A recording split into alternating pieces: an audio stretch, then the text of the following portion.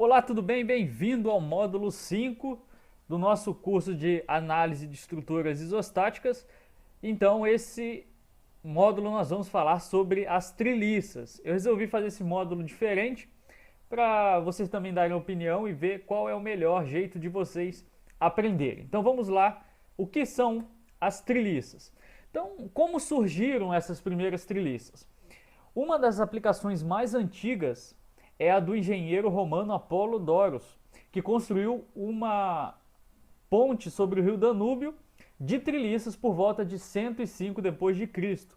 E foi durante então a Revolução Industrial do século XIX que, com a falta do ferro forjado na Europa e devido à expansão das linhas ferroviárias, que o uso das treliças ganhou força e diversos modelos foram então desenvolvidos. E as treliças surgiram como um sistema mais econômico para vencer vãos cada vez maiores e com cargas mais elevadas. Então aqui nós temos um exemplo de treliças, né, de um galpão, e aqui uma ponte feita também de treliças.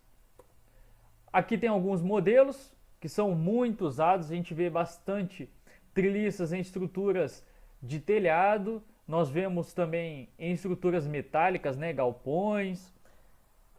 Fala aqui embaixo depois, deixa aqui no comentário onde você já viu esse tipo de treliça. Tá bom? Então aqui tem alguns exemplos para vocês verem.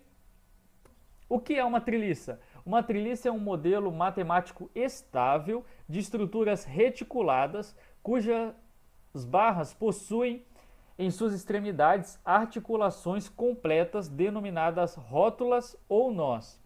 No modelo estrutural treliça, as cargas são aplicadas somente nos nós. Assim, existe apenas um esforço interno, que é o esforço normal, que não varia ao longo da barra. Aqui nós temos exemplo desta treliça, onde os esforços estão aqui no nó, esta barra aqui também está no nó, esta aqui também está e esta daqui também está. Então toda a barra, toda a minha treliça, ela deve ter as cargas sempre aplicadas sobre o nó e não fora. Olha o que acontece quando a gente aplica uma carga fora do nó da minha treliça. Acontecem acidentes deste tipo. Então eu não tenho cargas cortantes e nem momento fletor na minha treliça, apenas esforços de normal. Classificação das treliças planas. Uma treliça plana pode ser classificada em hipostática, isostática ou hiperestática. E para definir sua classificação, precisamos conhecer seus componentes. Então, como é composta uma treliça? Ela é composta pelas barras, que são os traços aqui, os nós ou rótulas, que são representados por essas bolinhas, e os apoios, que são aqui então os apoios de primeiro, segundo ou terceiro gênero, que são o que nós vamos também calcular. Sua classificação será de acordo com as seguintes fórmulas: reação de apoio mais o número de barras, se for menor que 2 vezes o número de nós, ela é hipostática. Se o número de reações de apoio mais o número de barras for igual a 2 vezes o número de nós, ela é isostática. E se o número de reações de apoio mais o número de barras for maior do que 2 vezes o nó, então ela é uma treliça hiperestática. Então vamos dar uma olhada.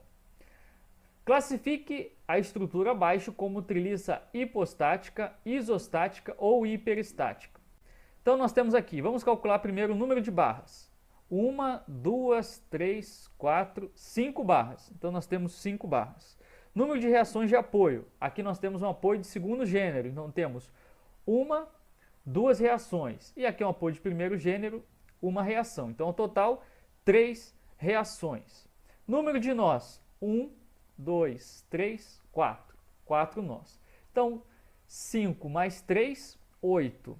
4 vezes 2, 8. Então 8 é igual a 8. É uma treliça isostática. Vamos para outro exemplo. Número de barras. 1, 2, 3, 4, 5, 6. 6 barras. Número de reações de apoio. 1, 2. 2 reações. Número de nós. 1, 2, 3, 4, 5 nós. Então vamos lá. 6 mais 2, 8. 5 vezes 2, 10. É maior, menor ou igual? É menor, né? Então, é uma treliça hipostática. Próximo exemplo. Número de barras: 1, 2, 3, 4, 5, 6, 7, 8, 9, 10, 11, 12. 12 barras. Número de reações de apoio: 1, 2, 3, 4. 4 reações de apoio. Número de nós: 1, 2, 3, 4, 5, 6, 7. 7 número de nós. Então vamos somar aqui: 12 mais 4, 16. 7 vezes 2, 14. Então 16 é maior do que 14, então é uma treliça hiperestática.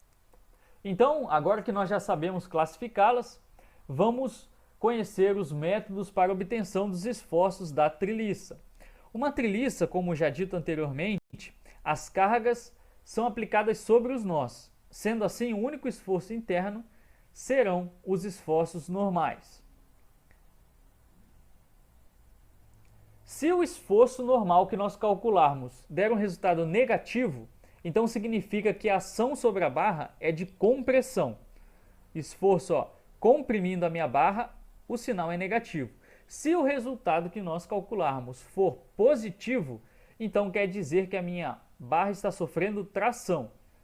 Tração é o esforço em que aumenta o comprimento da minha barra, então uma tração, sinal positivo.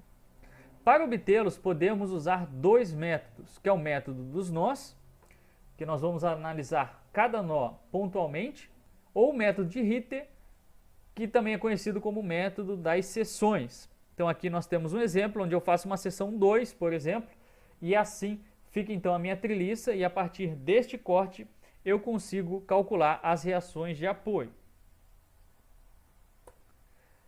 Então vou deixar aqui um exemplo, uma lista de exercícios para que você possa saber aprender bem e praticar, classificar a treliça.